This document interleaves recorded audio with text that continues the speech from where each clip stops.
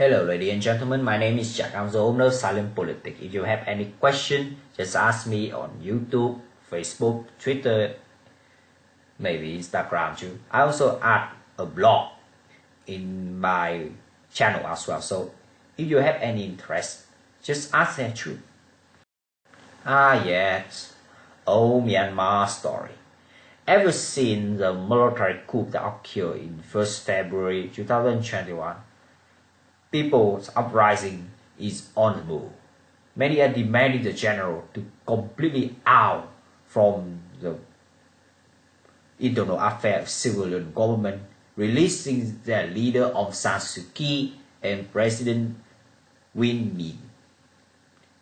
The current uprising by the Myanmar population comes despite the heavy cost, where over more than 60 people have been killed, as is estimation only, because they only verified more than 50 people have been killed. International reaction have been very much divisive one. Leading countries in the Western Bloc like the United States, United Kingdom, France, as well as her ally, have condemned the coup and imposed sanctions on the military general, whereas the bloc led by Russia and China have blocked any attempt to condemn the military junta, stating that it was an internal affair of the Myanmar government. Alongside the Western bloc that condemning the military coup also include Australia and New Zealand. However, in this video, I will specifically single out only one country for this. Yeah, good day, mate. Yeah. When I look on you, I found a very interesting one. Of course, you're in line with most Western brethren, but you somehow have a softened approach on Myanmar coup. Perhaps I have to say that your political approach has something to do with the position you are in on the relation. You know what I'm talking about now? Yep, this country I'm talking about today, Australia. And when I'm talking about the reaction Australia look on Myanmar coup, it is unique that while they are similar to most Western world, it also reflects something that makes the country very difficult to ignore, yet also very different from the rest of their Western brethren. So how Australia differ from the rest? You have to look upon it.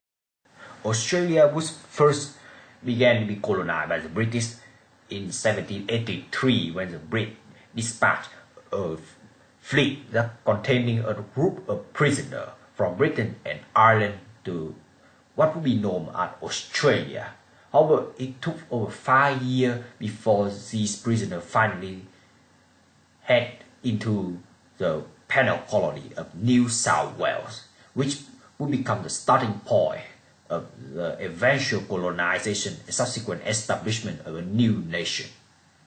Over the next 150 years, New South Wales slowly expanded and other colonies was established with the acceleration of European settlement into the island of Australia, slowly wiping out the indigenous Aboriginal population that had continued to be a sensitive issue in Australian history. In 1901, with support from the British Royal Crown, Australia was officially declared as an independent commonwealth within the British realm, and so Australia had established their own government. The government of Australia initially declared the city of Melbourne as the first capital of Australia before moving permanently to Canberra in 1927, where they continue to work and dictate on the internal and external issues of Australia to even today. However, Australia and New Zealand established their British-style government based on democracies that totally close to the shore of many Asian nations, in particular China. So yeah, I would say that Australia and New Zealand are not the only European-based country to border with Asia. We have Russia, Bulgaria, Cyprus, and Greece as another example of that. However, Greece, Cyprus and Bulgaria only border with a medium power Turkey, so while it's a bit threatening, it's not that much. Russia have bordered with China, but historically Russia has been a totalitarian based government, so it appears to be easier on working with most Asian nations. On the other hand, Australia and New Zealand hardly have such advantage. It's a British democratic system, so even more that it is very close to big China, a country that has a long history of totalitarian government. It is not a surprise that Australia's proximity with East Asian country, I would single out for sure about that, attract the migration from China to the country. It is no doubt that Australia was the second country after the United States that Chinese migrants came. They came because of the gold rush in 1850s and also their attempt to seek for new fortune as a cause of discrimination by their white Australian owner. It has stayed in the same state, at least for that. However, with the outbreak of World War II, the Japanese, who have conquered much of eastern and southern China, also invade and seize entire Southeast Asia. In 1942, the Japanese also successfully occupied a number of small islands in the Pacific Ocean, representing a major threat to Australian territory and sovereignty. And nothing better is summarized by the violent attack on Darwin, the city in northern Australia, by the Japanese Air Force in 1942. This attack had prompted the Australian government to recall most of its troops active in Middle Eastern front to return home, fighting against the Japanese incursion. Of course, Japan never materialized any plan to invade Australia. However, the Japanese threat to Australia was real, and many Australians were worried that if they could not do anything fast against the Japanese threat, they would be swallowed by the Japanese in the future. Subsequently, the experience with Japanese threat have prompted Australian government to form their alliance with the United States because of their vulnerability given its location adjacent to Asian continent. And Australia also introduced a new policy that called forward defense. Mean they need to attack to defend Australia from any external threat, in particular coming from Asia.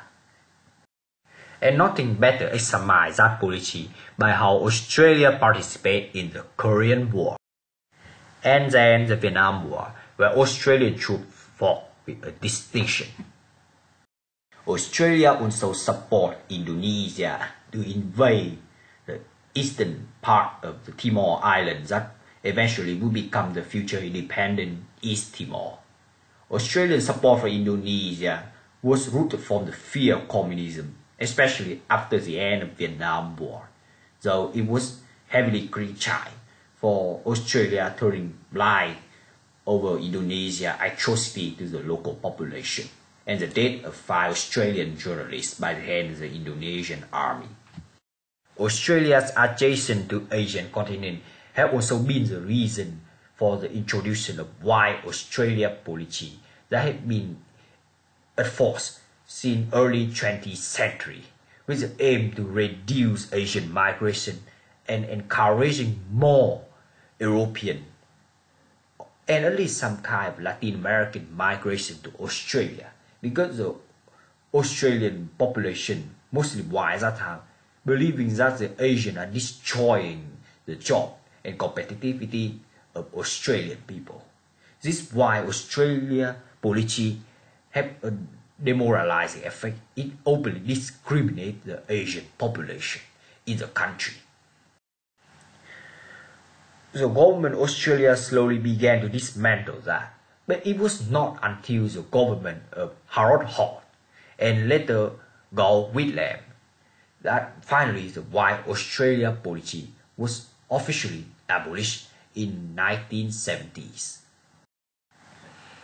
By the time the White Australia policy was dismantled, the situation have changed in Asia. The Vietnam War ended with a defeat of South Vietnam to the hand of communist North Vietnam, and this forced many Vietnamese to flee.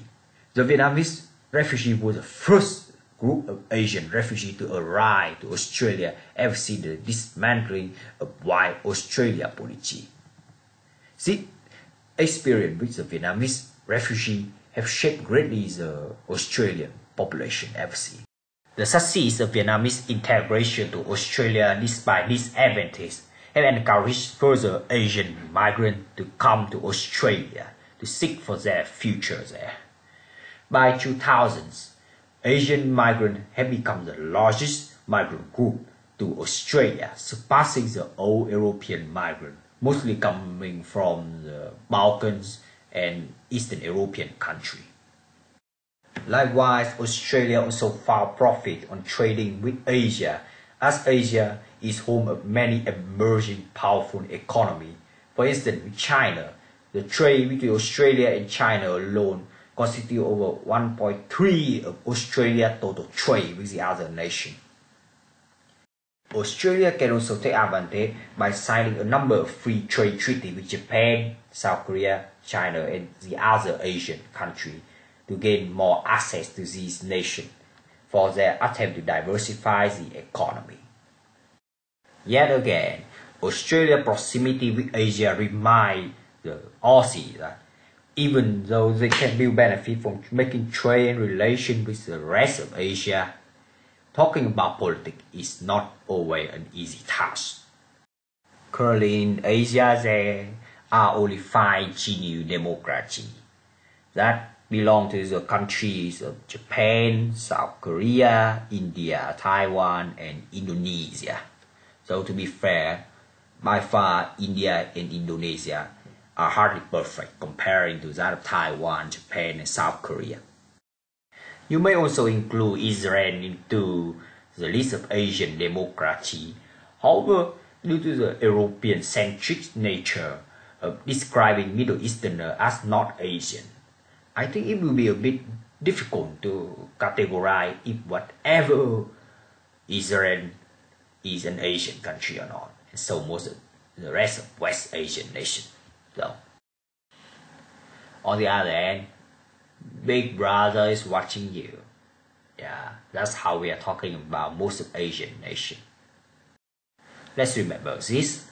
We have a Confucian-based dictatorship mixing with communist government. That's the case of China, North Korea, and Vietnam. At least, in some extent, it can also include Laos. Then there are also Islamic dictatorships that based on theocracy or monarchy, like Iran and Saudi Arabia. And there are also Syrian military junta that have been working to dismantle this democratic system, or some kind of half-baked presidential elections that empower dictatorship. That is case Turkey, case Thailand, case Pakistan, case United Arab Emirates. And it should also mention about the Central Asian country. Most of them are dictatorship states led by dictators, including the insane Turkmenistan dictatorship of Gurbanguly Berdimuhamedow, who have maintained much of the communist-based system, whereas embracing their relationship with the United States and half-baked capitalism, as well as personal cult.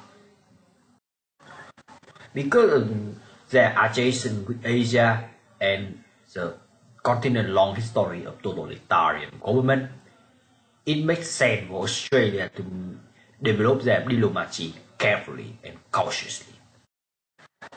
For instance, Australia maintains their embassy mission and relation with Iran, even though Iran is a dictatorship based on Islamic rule. There also Australia relation with communist Vietnam, their old adversary during the Vietnam War, of course. Australia also played a role on training Vietnamese military personnel in order to join the United Nations military mission abroad. It was later achieved in South Sudan, the first Vietnamese United Nations peacekeeping mission. Australia also maintains their trade relation with the People's Republic of China, even though their relations have really deteriorated ever since. Australia also actively participating on the attempt to maintain their trade with ASEAN countries, as well as signing the RCEP, the free trade zone that initiated by China. Though so far RCEP have proven their little worthy due to China tension with most of their neighbors. Outside that, Australia also maintained controversial relations with the United Arab Emirates, which have actively participated in the bombing in Yemen, committing war crimes. There is also an Australian general on this war, Myanmar. The most recent one is the military of Myanmar, which Australia also maintains their relation with. Australia continued to maintain their mission of training the Tatmadaw, even the Rohingya genocide occurred, until March 2021 when Australian officials announced that it would cut off their relation with Myanmar army in response to the widespread use of violence by the soldier.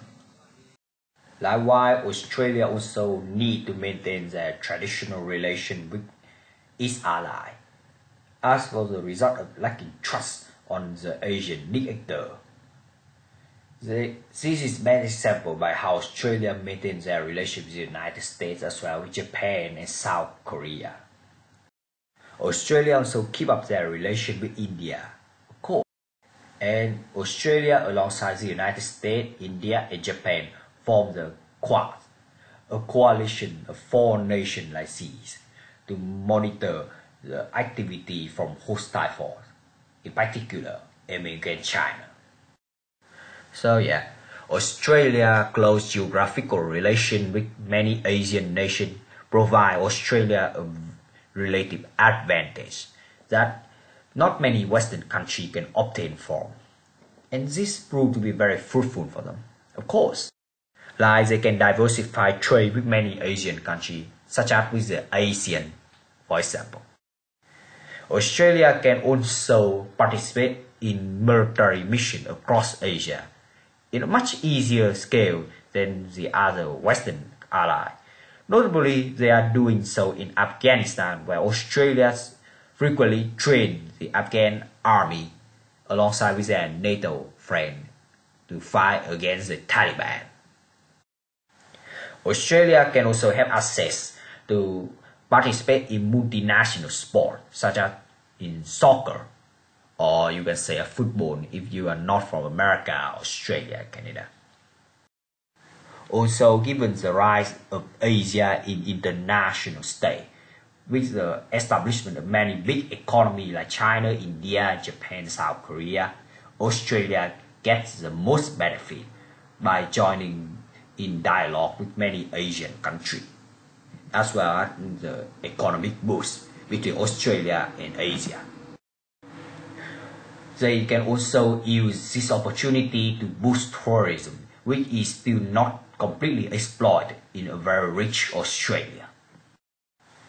And also, their much closer proximity with Asia allows Australia to have more insight understanding about different ideological and religious development in Asia, such as China Confucianism, Indian Hinduism, West Asia Islamism, or some kind of half-baked post-communist ideology in Central Asia and the Caucasus.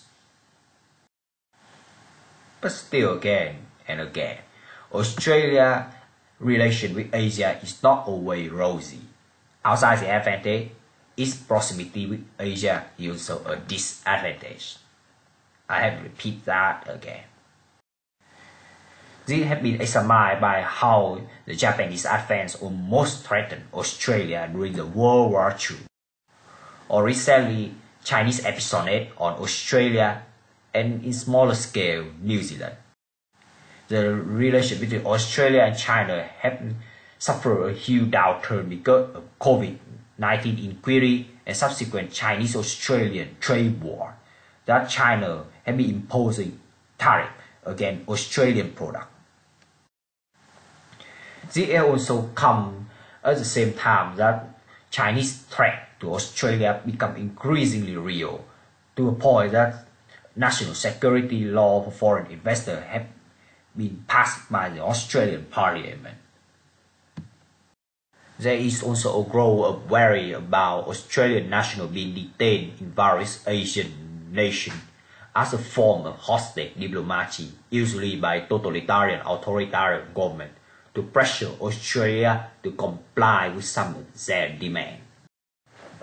One of the most notable examples of that is the Chinese-Australian answer for CGTN, Cheng Lei, has been fired from CGTN in mid-2020 amidst the Australian-Chinese tension over COVID inquiry. She was officially detained in early 2021, though to be fair, by the time she was fired from CGTN, she was also being detained for what the Chinese state government accused to be an espionage for a foreign country.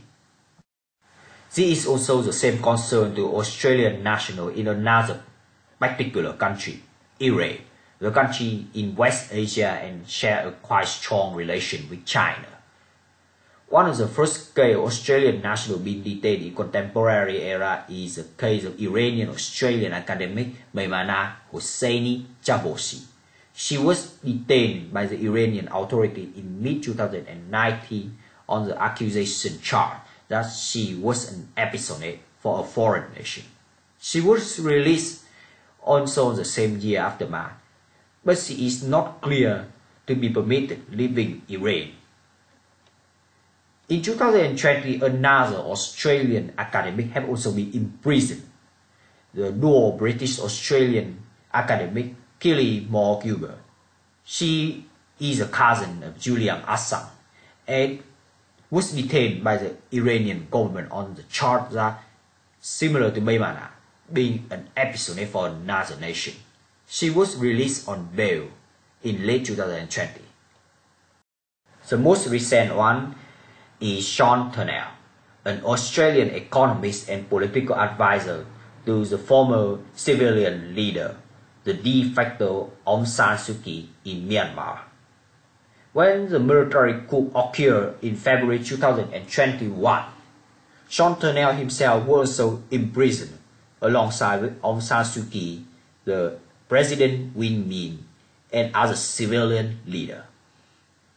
Turnell himself was revealed by the military junta of trying to flee Myanmar with state secret, but also note that Sean Turnell himself is still alive and fine under the junta custody. But the Australian authority expressed concern about the junta ongoing detention of the economist because they fear that he could be exposed to further torture and maltreatment by the junta. I can also highlight about how the Turkish dictator Recep Tayyip Erdogan insulted Australia and the fallen Anzac soldier in the aftermath of the infamous Christchurch mosque shooting that left 51 Muslims in New Zealand killed by an Australian assailant.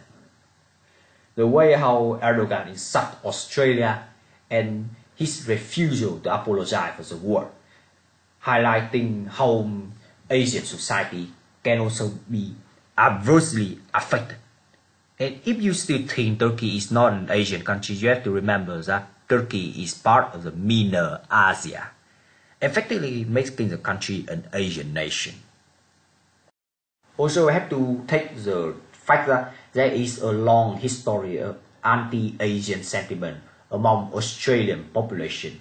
Because Australia was founded and established by the British, its history has been more connected to Europe and North America rather than with Asia, despite their proximity. And anti-Asian violence is very much exists in Australian society. I can also mention about Russia's espionage activity in Australia, especially intensified under Vladimir Putin. But since Russia is a much more European-based topic, So it's not necessary to mention here, even though Russia itself has 75% of their territory belong to Asia. In the end, our final look concludes with this. Australia, alongside with New Zealand, represents the furthest frontier of Western civilization, and it located at the feet of Asia. Maybe Russia can also be counted, but there's a difference between Russia and Australia, New Zealand here. Russia have a lot of indigenous Asian population, whereas Australia, alongside with New Zealand, is a completely European-based society at the feet of Asia. And this unique history led Australia into a long struggle with a continent that is 5,000 years old in their history. Australia, a country which just only no more than 200 years old, have a lot of touch on them maintaining relation with Asia. So Australia have developed and will continue to develop a quite flexible policy that the same time cooperating and the other continue holding their tradition. That is what Australia will have to do in the future, when a rising China will become the main issue that Australia cannot just ignore. And definitely there is even more for Australia to take over with regarding Asia. So yes, ladies and gentlemen, for listening to me. My name is Jack. I'm the owner of Silent Boutique. If you have any questions, just ask me in Facebook, Twitter, YouTube. And recently I have installed a blog. So if you have interest, just ask me here too.